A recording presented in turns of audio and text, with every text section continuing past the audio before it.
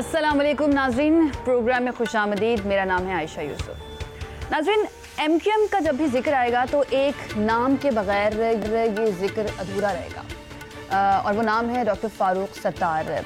बहुत ही season politician, बड़ी दबंग गुफ्तगू करने वाले, मुत्तहिदा कौमी मूवमेंट का बड़ा मेन किरदार ये कई सालों तक अदा करते रहे, लेकिन पिछले कुछ अरसे से थोड़े साइडलाइन हमें नज़र आए, मुत्तहिदा कौमी मूवमेंट का हिस्सा भी नहीं रहे।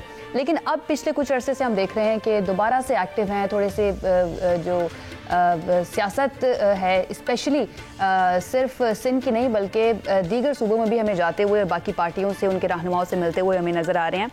डॉक्टर फारूक सत्तार साहब सीनियर सियासतदान आज हमारे मेहमान हैं।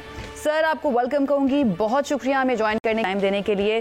सर, बड़े अरसे के बाद जो है आप नज़र आए हैं, काफ़ी अरसे से गायब थे बिल्कुल मंजरनामे से, लेकिन अब पिछले 2-3 महीने से काफ़ी एक्टिव हमें नज़र आ रहे हैं सियासत के अंदर। तो सर, क्या आजकल चल रहा है? पहली बात तो मैं इस तासुर को रद्द कर दूं कि मैं बहुत अरसे के बाद नजर आना शुरू है। ये हो सकता है कि इलेक्ट्रॉनिक मीडिया पर मेरी बहुत सारी रोजमर्रा की अहम अवामी, सियासी और दीगर जो सरगर्मियां हैं, लोगों से घुलना मिलना, वो ओझल रही हों। उसमें कोई पॉलिसी का दखल हो मुझे नहीं मालूम, कहीं पीछे से किसी ने रोका टोका हो मुझे नहीं मालूम, लेकिन मैं तो एक लम्हे के लिए, एक दिन के लिए भी चैन से नहीं बैठा, खामोश नहीं हुआ। और ज्यादातर इन 3.5 सालों में मैं तालीमी इदारों में, दर्सगाहों में, नौजवानों की मुख्तलिफ जो सियासी समाजी सरगर्मियाँ हैं, मुख्तलिफ सिविल सोसाइटी के प्रोग्राम हैं, कोई एकेडमिक, तालीमी या सोशल सेक्टर की कॉन्फ्रेंसेज हैं, या कहीं लोगों को एम्पावर करने का कोई मरहला है, कोविड में लोगों की इमदाद वहां तक पहुंचना, लोगों में जाना, और इसी तरीके से जहां मेरी ज़रूरत है फिर मजहबी तकरीबात हैं, उसमें मसलक के एतबार से जो मुख्तलिफ मजहबी जो प्रोग्राम होते हैं। तो मैं समझता हूं कि अगर आप मेरी जो सीनियरिटी के लेवल के किसी भी पॉलिटिशियन से मुझे कंपेयर करेंगे तो मैं सबसे ज्यादा इन हूं डेली बुनियादों पर। लेकिन लोगों में बहुत ज्यादा इन है, सही है, लेकिन जो सियासी रहनुमा हैं उनके साथ अब मुलाकातें शुरू हैं। ठीक है सर, हम MQM की सियासत के ऊपर बात करेंगे, लेकिन आप चूंकि बहुत सीनियर सियासतदान हैं, बड़ा तजुर्बा रखते हैं, आजकल जो आप एक तेजी देख रहे हैं, हलचल देख रहे हैं मुल्क की सियासत के अंदर, क्या समझते हैं क्या होने वाला है? महसूस ऐसा होता है कि थोड़ी अनप्रिडिक्टेबल सी सिचुएशन है, कुछ समझ नहीं आ रहा कि शायद कुछ बड़ा हो सकता है या नहीं भी हो सकता, अकॉर्डिंग टू यू?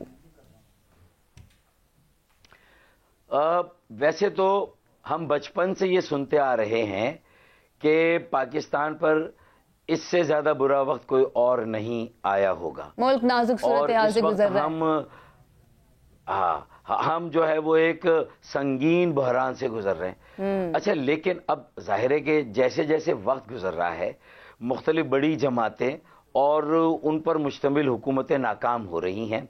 फिर खुदा करके ऐसा लगा कि इस बांझ जमहूरियत में, इस इनफर्टाइल जमहूरियत में एक तब्दीली के नारे के साथ अगर एक हुकूमत आई तो वो भी सारे तब्दीली के दावों के साथ, जिस तरह उसने भी लोगों की उम्मीदों को नाक के बल, मुंह के बल जमीन पर गिरा दिया है, तो अब लोग ये सोच विचार कर रहे हैं कि व्हाट नेक्स्ट।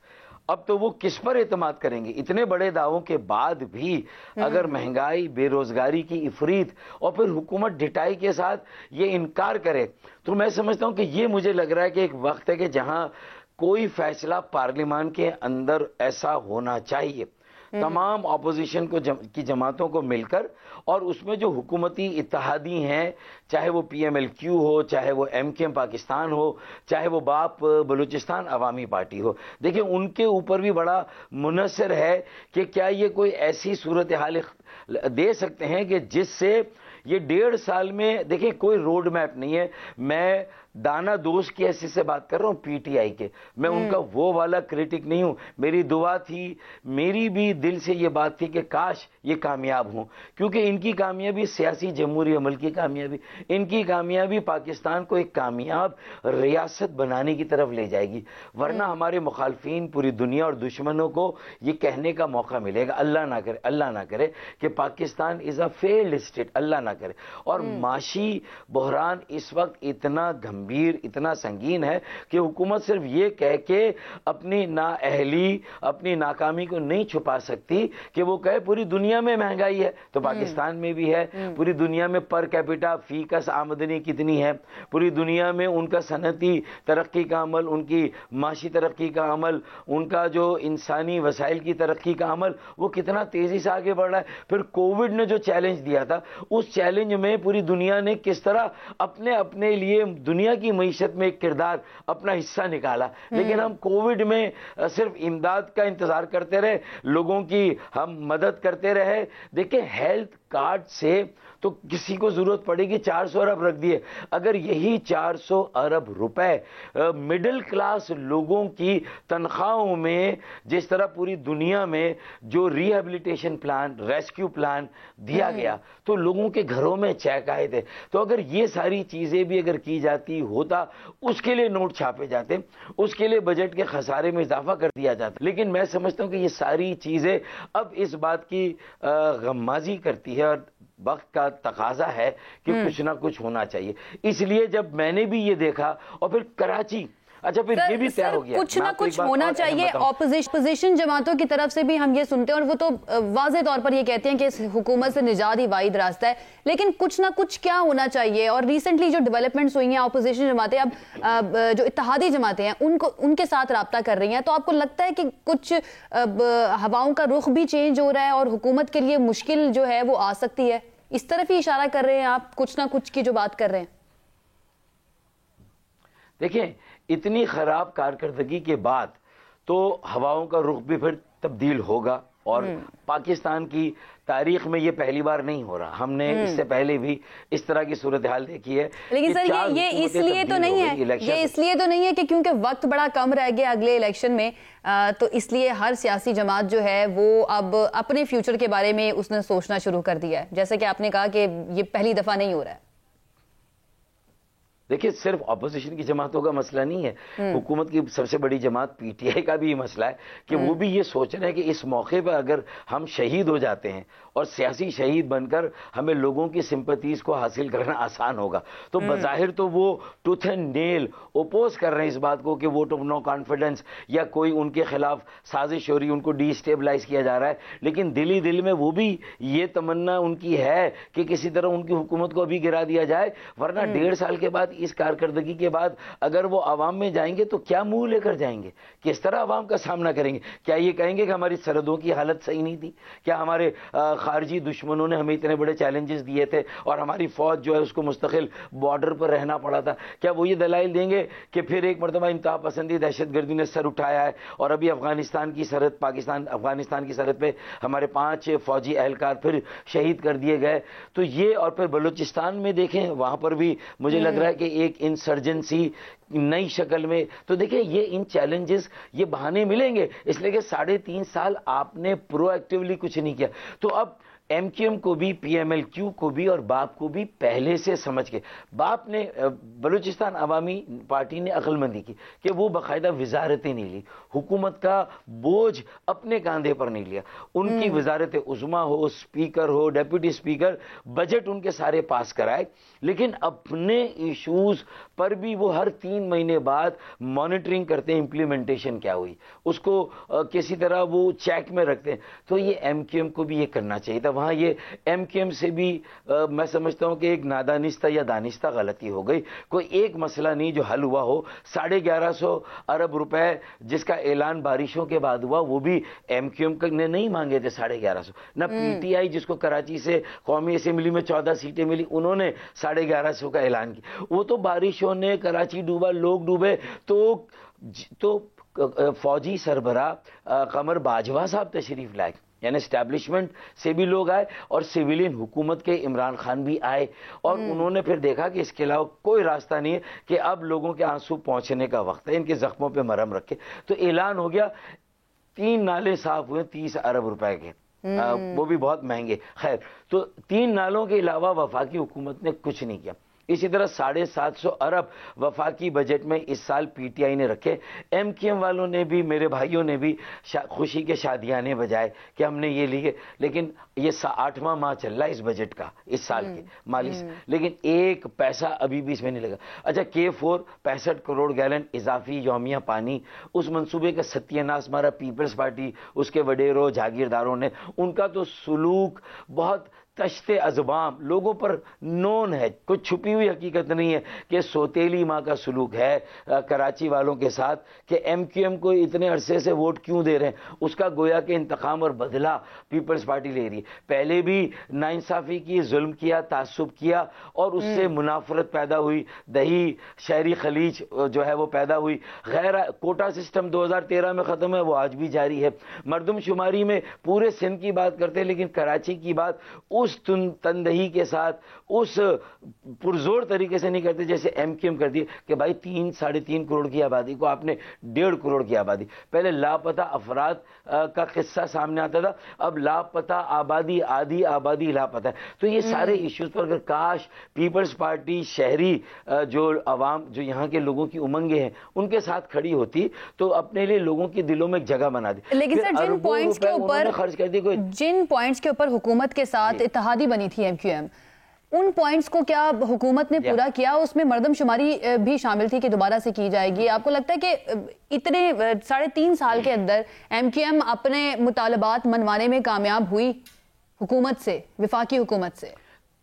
دیکھیں پولیٹیکلی کراچی تو قومی شہر ہے, مالی معیشت کا جو ہے وہ مرکز ہے, ہب ہے, اور ترقی کا انجن ہے. تو یہ تو, اور پاکستان کی ہر زبان بولنے والا شہری یہاں ہے, پاکستان کے ہر علاقے کا شہری یہاں ہے. تو اصل پاکستان تو کراچی میں بستا ہے, یعنی زبانوں کے لحاظ سے, ثقافتوں کے لحاظ سے, خطوں کے لحاظ سے تو یہاں بستا ہے. تو اب بتائیں کہ اگر سندھ حکومت, لیکن پولیٹیکلی پیپلز پارٹی ایک بیگانی پارٹی ہے, کراچی میں اس کا اتنا اسٹیک نہیں ہے.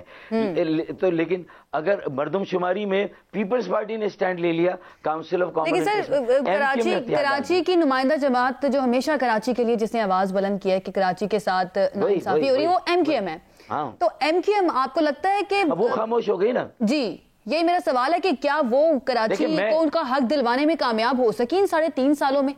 دیکھیں پیپلز پارٹی کی جو آن سلاٹ یلغار ہے, جس طرح ایک ایک کر کے اختیارات, وسائل یہاں کے جو کہ آفیشیل وسائل ہو سکتے ہیں وہ, اور جو غیر سرکاری وسائل بھی, جو زمینوں پر قبضے ہو سکتے ہیں, زمینوں کی بندر بانٹ ہو سکتی ہے. Karachi building control authority Sindh building control authority بن گئی, Karachi master plan Sindh master plan بن گیا, Karachi water sewerage board Sindh water sewerage board بنا دیا گیا.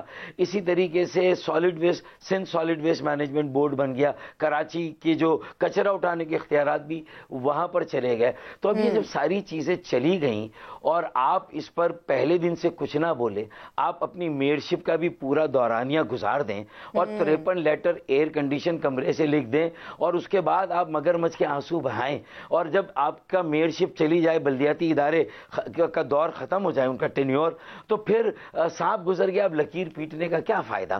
تو لوگ پتنگ سے بھی پھر بیزار آ جائیں گے. پھر ایم کیو ایم کی بھی جو ایک یہ خلا ہے, نہ پیپلز پارٹی اس کو پور کر سکی ہے, ایم کیو ایم نے اور اپنا راستہ اس خلا کو اور بڑھا دیا, پیچھے ہٹ کے پرو ایکٹیو سیاست نہیں کی, اور پی ٹی آئی نے بھی جو 14 سیٹیں قومی اسمبلی میں بنی اس کا حق ادا نہیں کیا. تو اس کا مطلب ہے کہ اب کراچی کو کہ اس ویکیوم کو کیا کوئی مافیا فل کرے گا؟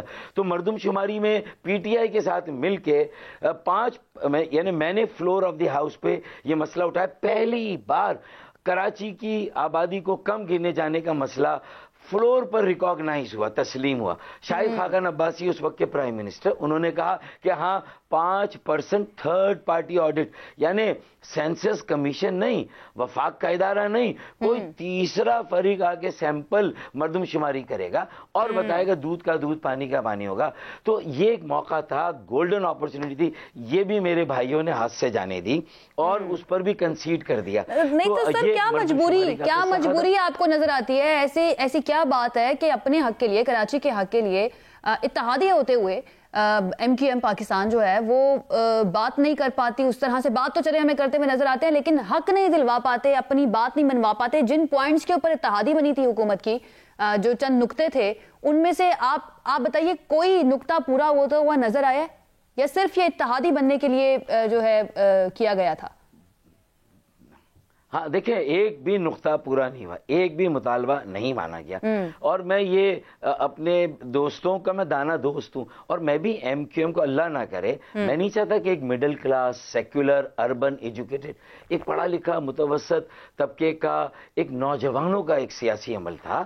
اور پاکستان کو 22ویں صدی میں لے جانے کے لیے اگر کوئی ایسی جماعت تھی جو پورے ملک میں ایک اپیل رکھتی تھی, خرابیاں بعد میں آئی, جو وائلنس یا تشدد ایم کیو ایم سے منصوبہ بعد میں ہوا, لیکن ایک ایم کیو ایم بہت عوامی جماعت تھی. لیکن اگر آج یہ عوامی جماعت اتنی مجبور ہو گئی ہے تو کیا اس کے چند لوگوں کی مجبوری کی وجہ سے مجبور ہو گئے کہ پورا سیاسی عمل نظریہ ہم نے گروی رکھ دیا اور ایک مطالبے پر عمل نہیں ہوا, اسی تنخواہ کیا اس سے بھی کم تنخواہ پر کام کرنے کے لیے تیار ہیں, تو وہ مجبوری کیا تو بتائیں گے. لیکن میں اپنے ساتھیوں کو ریسکیو کرنا چاہتا ہوں, اس ایم کیو ایم کو بچانا چاہتا ہوں. ہمارے عزت اور وقار داؤ پہ لگا, ہماری تحریک نظریہ داؤ پہ لگا.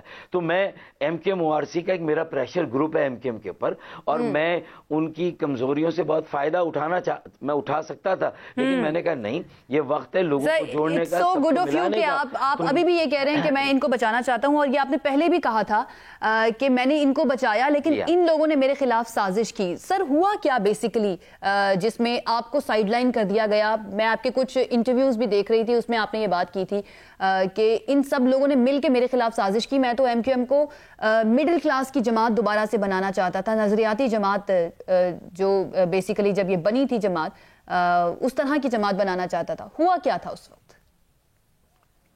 دیکھیں, ایم کیو ایم کے فاؤنڈر جو لندن سے ایک عرصے سے پارٹی چلا رہے تھے, انہوں نے تو 22 کروڑ پاکستانی عوام کے سامنے جس طرح پاکستان کے خلاف نعرے لگائے, آئین اور جو ریاست کے تمام بنیادی اس کی نظریہ پاکستان کی خلاف ورزی کی, تو ظاہر ہے کہ میرا فرض بنتا تھا کہ یہ فیصلے کی گھڑی تھی. میں الگ ہو گیا اور کہا پاکستان سے اب ایم کیو ایم چلائیں گے, پاکستان میں چلائیں گے اور پاکستان کے لوگوں کے لیے چلائیں گے. تو میں نے اپنا فرض دیکھیں پورا کیا, لیکن میں نے تو کوئی ایسی غلطی نہیں کی تھی کہ میری سربراہی لی گئی, پھر میری بنیادی رکنیت لے لی گئی. اس کا مطلب شاید میری کچھ اصولی نظریاتی باتوں سے میرے شاید کچھ ساتھیوں کے ذاتی مفادات ٹکراتے ہوں, اور شاید اس وجہ سے, اور پھر میرے خلاف کہیں پیچھے سے بھی سازش ہوئی ہو. شاید جس طرح مائنس الطاف حسین تو خود بخود ہو گیا, یعنی مائنس بانی, لیکن میرا مائنس ہونا شاید میری بھی سمجھ سے بالا تر ہے. کیوں ہوا؟ تو وہ لگتا ہے ایسا ہے, تاثر ہے. میں کسی پر کوئی الزام نہیں لگا رہا, کسی کا نام نہیں لے رہا. یہ وقت سب کو جوڑنے کا ہے اور یہ فیصلہ کرنے کا کہ جس کی وجہ سے بھی کسی کی وجہ سے بگاڑ اور خرابی کو دور کرنا ہے اور لوگوں سے ریکنیکٹ کرنا ہے, عوام میں واپس جانا ہے. اور یہ 40 اوور کا میچ ہم سب نے کھیل لیا, 10 اوور کا میچ رہ گیا ہے. اس میں پچھلی غلطیوں کو نہیں دہرانا, اس میچ کو بچانا ہے اور اگلے میچ کی ٹیم تیار کرنی. اس میچ کو بچانے کے لیے ایم کیو ایم کے سارے دھڑوں کو بھی جوڑنا ہے, نمبر 1. پھر صرف اکیلی ایم کیو ایم بھی کراچی کے تمام مسائل کا حل, چاہے پہلے جیسی بھی ایم کیو ایم بن جائے, اس کی آبادی اس قدر ہے, اتنی اکائیاں مسلکی, مذہبی, لسانی, ہم سارے مسائل نہیں کر سکتے. ہمیں جماعت اسلامی سے بھی بات کرنی ہوگی, ہمیں پی ٹی آئی کو بھی ساتھ, ان کے ساتھ بھی چلنا ہوگا, اور پی ایم ایل این اور پیپلز پارٹی کا بھی یہاں جو ووٹ بینک ہے اس کو نظر انداز. تو اس لیے ڈیولپمنٹ ایجنڈا کے لیے یہ ساری ایم کیو ایم کے دھڑے اور باقی 4 بڑی جماعتیں.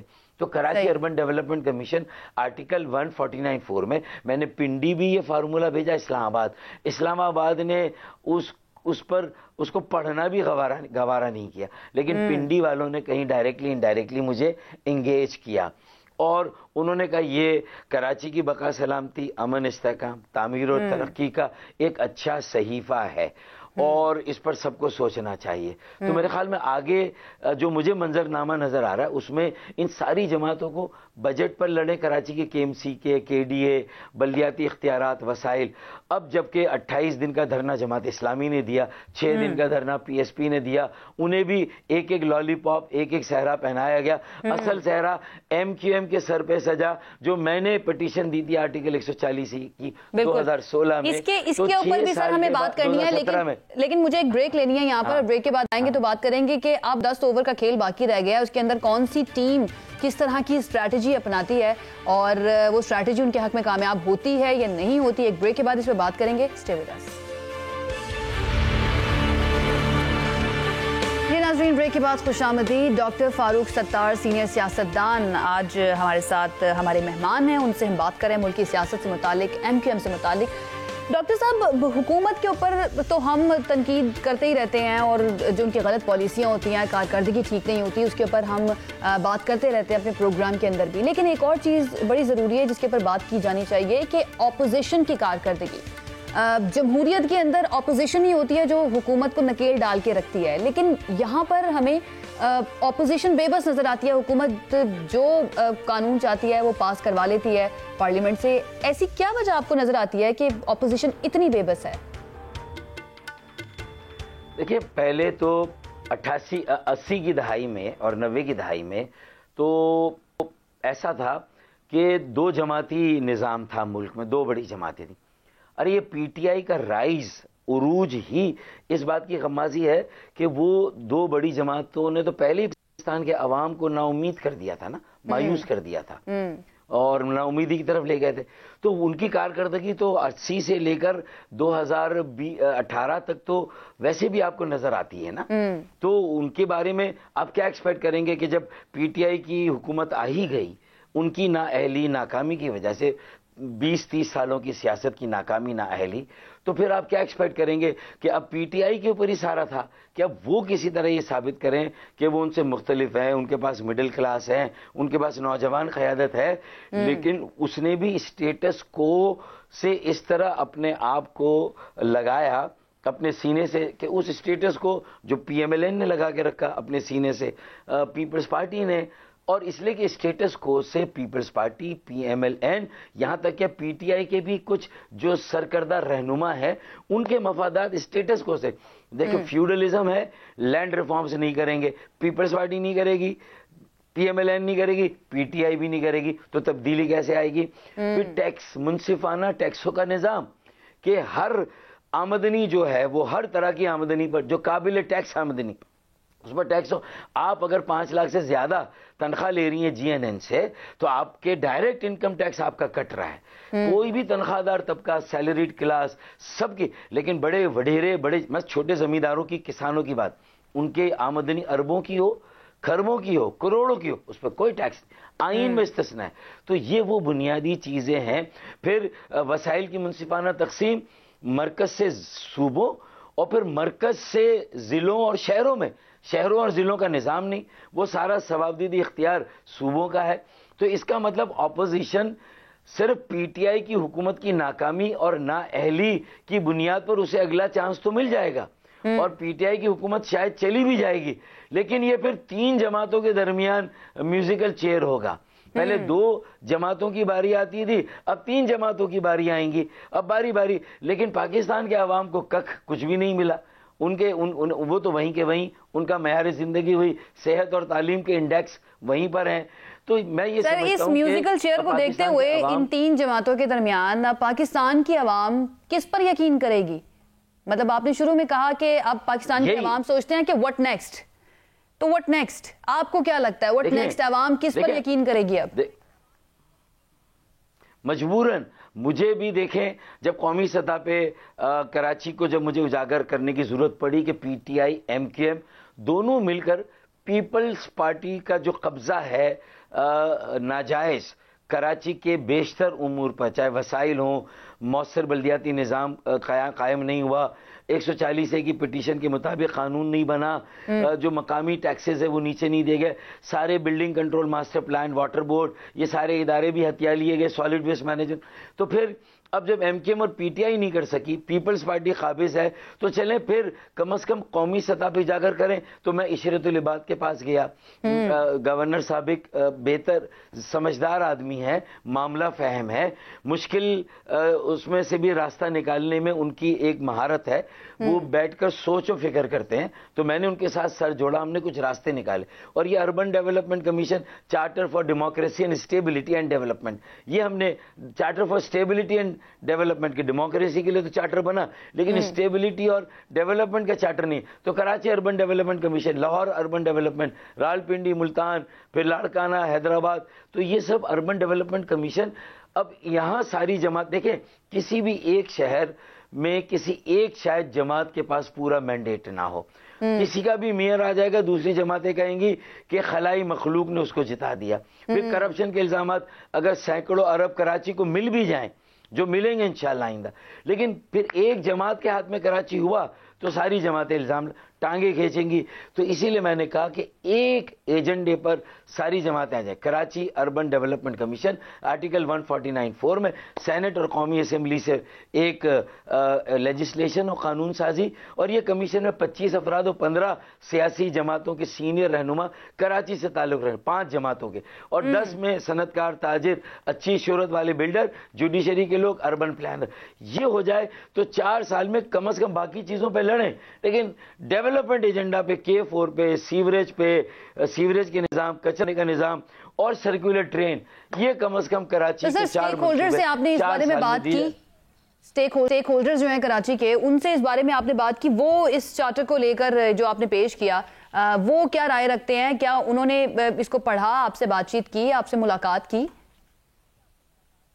دیکھ, میری آف دا ریکارڈ ہوتی ہے نا ان آفیشلی مختلف تقریبات میں, عوامی اجتماع میں, کہیں نہ کہیں, تو وہاں میں یہ ساری باتیں کرتا ہوں. میں نے پی ٹی آئی والوں کو بھی یہ فارمولہ دیا, 4 نکات میں نے ہائی لائٹ ایک ہی کیا. دوسرا نوجوان موبلائزیشن ہے, کہ ہم یہ بھی طے کریں اگر واقعی میں ہم سنسیئر ہیں, ہم یوتھ کی بات کرتے ہیں, یوتھ کو اور پسے ہوئے طبقے کو اور بہنوں بیٹیوں کو امپاور کرنا ہے, تو ہم کہیں نا کہ ڈائریکٹ الیکشن میں بھی ہم خواتین کو ٹکٹ دیں گے. ہم انہیں کیوں اپنا محتاج اور دستے نگر بنا کے رکھیں کہ ریزرو سیٹ پہ میری بہنیں آئیں گی, میری بیٹیاں اس پہ آئیں گی, لیکن ڈائریکٹ سیٹ پہ ہماری ہمت ہی نہیں ہے کہ ہم عوام کے سامنے ڈائریکٹ سیٹ میں یو سی چیئر پرسن کے لیے, ڈی ایم سی کی چیئر پرسن کے لیے اور میئر اور ڈپٹی میئر کے الیکشن کے لیے ہم اپنی بہنوں بیٹیوں کو بھی آگے لائیں, ہم قومی صوبائی اسمبلی, اسی طرح نوجوانوں کو. تو 65% آئندہ انتخابات میں ہمیں کوٹا 40 سال سے کم عمر کے جوانوں اور نوجوانوں کے لیے رکھنا چاہیے. 40 سال سے اوپر کے لوگوں کے لیے 35% کوٹا. اسی طرح پارٹی کے سٹرکچرز میں بھی 40 سال سے کم عمر کے لوگوں کے لیے ہمیں 65% کوٹا. یعنی اگر رابطہ کمیٹی کے الیکشن ہو جائیں ایم کیو ایم میں اور 65% نئے چہرے آ جائیں, نئے لوگ آ جائیں, تو لوگ یہ کہیں گے کہ ہم وہ 10 اوور کا میچ رہ گیا نا, اگلے میچ کی ٹیم بھی تیار کریں, یہ میچ بھی بچا رہے ہیں, پچھلی غلطیوں سے بھی گریز کریں اور اگلے میچ کی ٹیم. تو یہ اگر نہیں ہوگا, ڈیولپمنٹ ایجنڈے پر اتفاق رائے اور نوجوانوں کے ہاتھوں میں سیاست کی, تنظیم کی, جماعت کی, بلدیات کی, صوبے کی اور قومی اسمبلی اور حکومت کی باغ ڈور نہیں دیں گے, تو پھر ہم سب جس عمر میں اسٹیج میں ہم لوگ ہیں, تو میں سمجھتا ہوں کہ ہم پاکستان کے ساتھ ڈس سروس کریں گے, ہم 22 کروڑ عوام کے ساتھ ظلم کریں گے. ہمیں نئے لوگوں کے ہاتھوں میں سیاست کی, جمہوریت کی, ملک کی باغ ڈور دینا ہوگی. تو ڈاکٹر صاحب, آپ کی پھر صلح کی طرف جا رہے ہیں معاملات ایم کیو ایم سے, یا پھر ابھی صرف ملاقاتیں ہی ہو رہی ہیں اور کچھ طے نہیں ہوا؟ دیکھیں, میں بہت محتاط ہوں اور میں بہت زیادہ سخت بات بھی کر سکتا ہوں, بہت زیادہ اپنے ساتھیوں پر تنقید کر کے ان کی ناکامی یا لیکن میں کہتا ہوں کہ وہ انجانے میں غلطی ہوئی, صحیح طرح سے اپنی ترجیحات نہیں بنا سکے.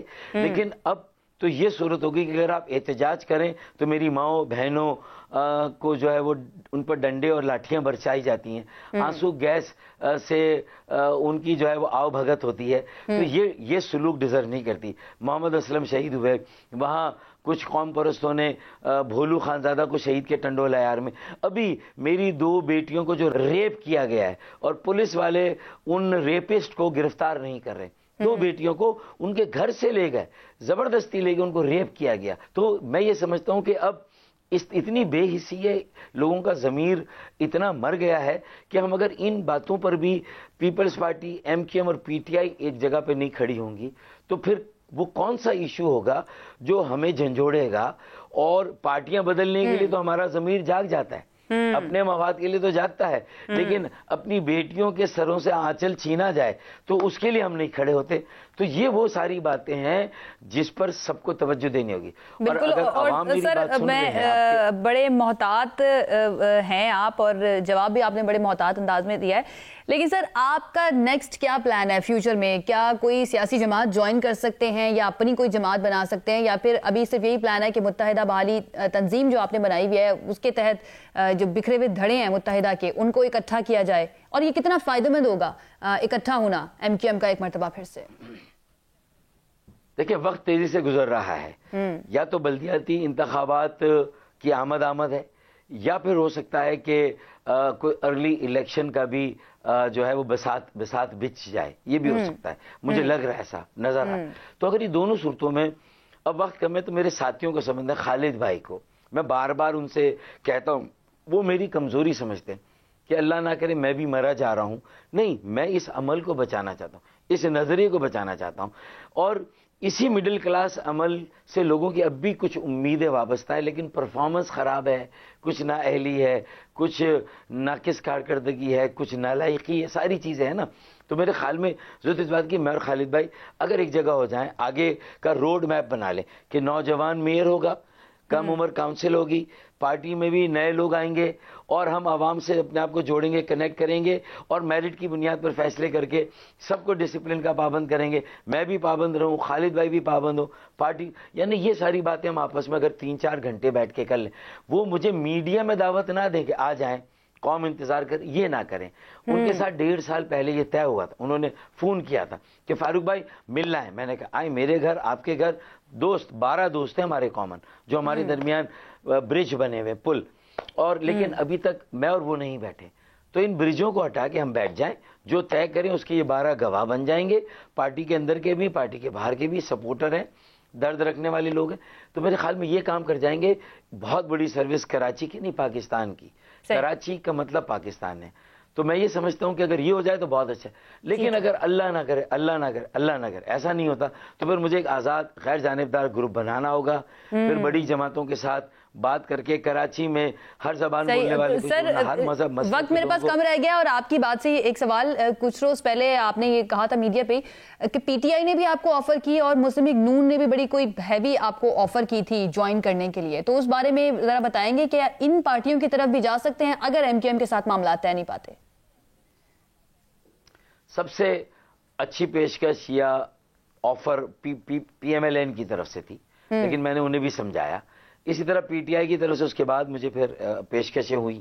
پھر آخر میں پیپلز پارٹی کی طرف سے بھی یہ بات آئی ہے کہ وہ چاہتے ہیں کہ میں کسی طرح پیپلز پارٹی میں بھی شامل ہوں, اور کراچی کا پورا چیپٹر جو ہے وہ, یا شہروں کا, بہت ساری باتیں ہیں. لیکن میں سمجھتا ہوں کہ اس میں میرا اپنا ووٹ بینک, جو میرا نظریہ, میرے جو فالوورز ہیں, یہ اربن ووٹ بینک انٹیکٹ رہے. ہم کسی کے ساتھ بھی لانگ ٹرم پارٹنرشپ بنائیں, آل سیزن پارٹنرشپ, کہ باہر کا موسم ہو تو بھی ساتھ چلیں, خزاں کا ہو تو بھی ساتھ چلیں. میرے خیال میں سیاست میں بھی اچھے برے وقتوں کے ساتھی بننے چاہیے, نظریاتی سیاست کو آگے رکھنا چاہیے. کچھ مشترکہ ایک قومی ایجنڈا, کم سے کم نکات کا وضع ہونا چاہیے, اس پر ساری جماعتوں کو اکٹھا. تو میں اس کام پر لگاؤں, اسی لیے شریعت العباد بھائی کے پاس میں گیا, بعد گیا میں شہباز شریف صاحب کے پاس, پھر سراج الحق صاحب کے پاس, پھر جہانگیر ترین, فضل الرحمان صاحب سے بھی انشاءاللہ ملوں گا, اسفندریار ولی سے بھی ملوں گا, اور جو لوگ ہیں بلاول بھٹو اور آصف علی زرداری صاحب سے بھی ملوں گا انشاءاللہ. تو مقصد کہنے کا یہ ہے کہ اب کراچی کو سب مل کر اون کریں, باقی اپنا اختلاف رکھیں, لڑائیاں لڑیں, لیکن مطلب کراچی کے مفاد پہ کمپرومائز نہیں ہونا چاہیے. ٹھیک ہے, بہت شکریہ. ڈاکٹر فاروق ستار صاحب ہمارے موجود تھے, اور بڑی زبردست انہوں نے گفتگو کی ہے, اور آگے کے ان کے پلانز ملک کی سیاست میں وہ کیا دیکھ رہے ہیں, ان کا تجزیہ کیا ہے, وہ بھی انہوں نے بتایا. ابھی ایک بریک لیتے ہیں, اور بریک کے بعد ہمیں جوائن کریں گے ماہر قانون حامد خان صاحب. الیکشن کمیشن کی طرف سے بڑا اہم فیصلہ آیا ہے, سینیٹر فیصل واڈا کو نااہل قرار دے دیا گیا ہے کہ انہوں نے اپنی دوہری شہریت چھپائی تھی 2018 کے عام انتخابات سے پہلے جو انہوں نے کاغذات نامزدگی جمع کروائے تھے اس میں انہوں نے جھوٹ بولا تھا, جھوٹا بیان حلفی دیا تھا. ایک بریک کے بعد اس پہ بات کریں گے. اسٹے ود اس. جی ناظرین, بریک کے بعد خوش آمدید. ایک بڑا فیصلہ آج الیکشن کمیشن کی جانب سے آیا. پاکستان تحریک انصاف کے سینیٹر فیصل واڈا کو نااہل قرار دے دیا گیا ہے. 62(1)F کے تحت انہیں نااہل قرار دیا گیا ہے اور یہ کہا گیا ہے کہ 2018 میں جب کاغذات نامزدگی انہوں نے الیکشن کے لیے جمع کروائے تو جھوٹا بیان حلفی جمع کروایا تھا اور 23 دسمبر کو یہ فیصلہ محفوظ کیا تھا الیکشن کمیشن نے. اور آج یہ فیصلہ سناتے ہوئے یہ کہا گیا ہے کہ وہ نااہل ہیں, ان کو نااہل قرار دیا ہے اور ان کی تنخواہ اور مراعات بطور قومی اسمبلی جو وہ استعمال کرتے رہے ہیں وہ بھی واپس کرنے کا حکم دیا ہے, جبکہ بطور سینیٹر منتخب ہونے کا ان کا نوٹیفیکیشن جو ہے وہ بھی واپس کرنے کا فیصلہ دیا گیا ہے. اس پر بات کرتے ہیں. ہمارے ساتھ موجود ہیں ماہر قانون حامد خان صاحب.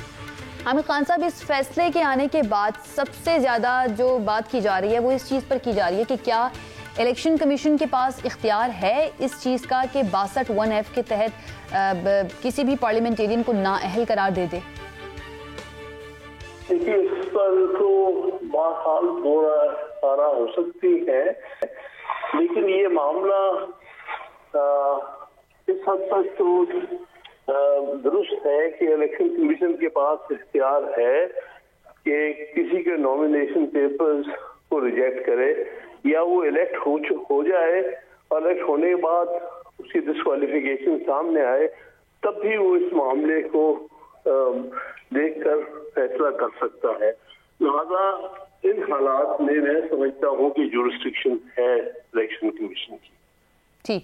اچھا سر, جو اعتراضات اب اس فیصلے پر سامنے آ رہے ہیں فیصل واڈا کے اس فیصلے پر, قانونی حیثیت کیا ہے ان اعتراضات کی؟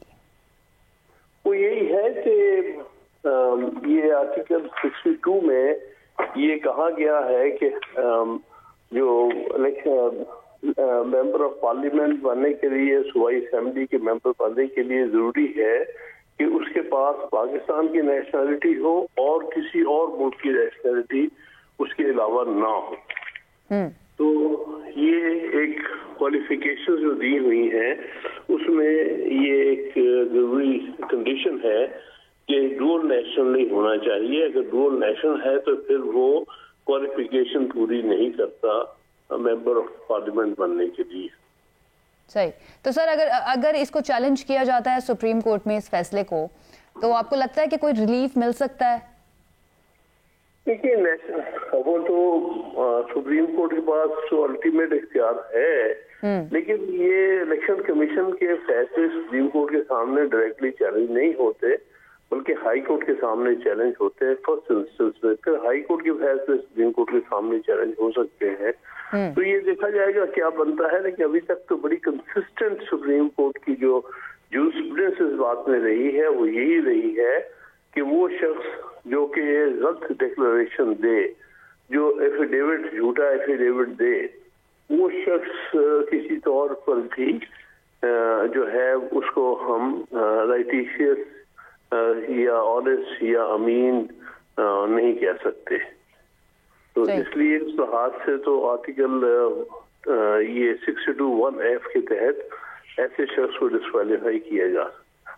صحیح. اور سر بطور ماہر قانون آپ حق میں ہیں تاحیات نااہلی کے؟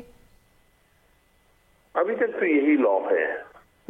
ابھی تک جتنے کیسز آئے ہیں تاحیات ہی کیا گیا, کیونکہ آرٹیکل 62 میں کہیں پر کوئی تعین نہیں کیا گیا کتنے وقت کے لیے ڈسکوالیفیکیشن ہوگی. جیسے آرٹیکل 63 میں تو ہے کہ کتنے عرصے کے لیے ڈسکوالیفائی ہوگا, لیکن آرٹیکل 62(1)F میں کہیں پر عرصے کا کوئی ذکر نہیں ہے. تو اس لیے ابھی تک تو یہی کورٹ سے اخذ کیا ہے کہ جو 62(1)F کی ڈسکوالیفیکیشن یا آپ کہتے لیگ آف کوالیفیکیشن وہ عمر بھر کی ہے. عمر بھر کیا, ٹھیک ہے. اور سر سپریم کورٹ بار ایسوسی ایشن کی جانب سے جو درخواست سپریم کورٹ میں دائر کی گئی تھی یہ تاحیات نااہلی کے خلاف ہی, کہ آئین میں کہیں پر نہیں لکھا کہ یہ تاحیات نااہلی ہوگی یا ایک ٹرم کی نااہلی ہوگی, تو الٹیمیٹلی اب سپریم کورٹ نے ہی اس کی انٹرپریٹیشن کرنی ہے کہ یہ واقعی میں تاحیات ہی ہے یا پھر ایک ٹرم کی ہے یا مخصوص مدت کے لیے ہے. जी ये बिल्कुल अल्टीमेटली तो उन्होंने ही फैसला करना है कि जो पिछले फैसले दिए गए हैं जिसमें ताहयात रखी है ये नाअहली, वो क्या अब दुरुस्त है कि नहीं। बेसिकली ये चाहते हैं कि जिन किसी ने भी पिटीशन डाली हैं कि पिटीशन रिविजिट किया जाए इस लॉ को एक दफा फिर। सही, ठीक है, बहुत शुक्रिया हामिद खान साहब, माहिर कानून हमारे साथ थे। सेनेटर फैसल वाडा जो हैं उनकी नाअहली से मुतालिक बात कर रहे थे कि आर्टिकल 62(1)(f) के तहत वहाँ पर कहीं नहीं लिखा कि ये नाअहली जो है ये ताहयात है या फिर एक टर्म के लिए है, लेकिन क्योंकि सुप्रीम कोर्ट पहले इस तरह के फैसले दे चुकी है, ख़ास तौर पर 2 केसेस में नवाज शरीफ साहब और जहांगीर तरीन साहब से मुतालिक कि उनको ताहयात नाअहल कर दिया गया था। लेकिन अब सुप्रीम कोर्ट बार एसोसिएशन की दरख्वास्त अगर सुप्रीम कोर्ट में जाती है और सुप्रीम कोर्ट इसकी इंटरप्रिटेशन करता है कि ये ताहयात नाअहली ही है, तो फिर फैसल वाडा साहब की नाअहली भी ताहयात ही होगी। और अब देखते हैं कि वो उसको सुप्रीम कोर्ट में चैलेंज करते हैं या नहीं करते। ये था हमारा आज का प्रोग्राम। कल एक मरतबा फिर से हाजिर होंगे। अपना ख्याल रखिए, हमें इजाज़त दीजिए। अल्लाह हाफ़िज़।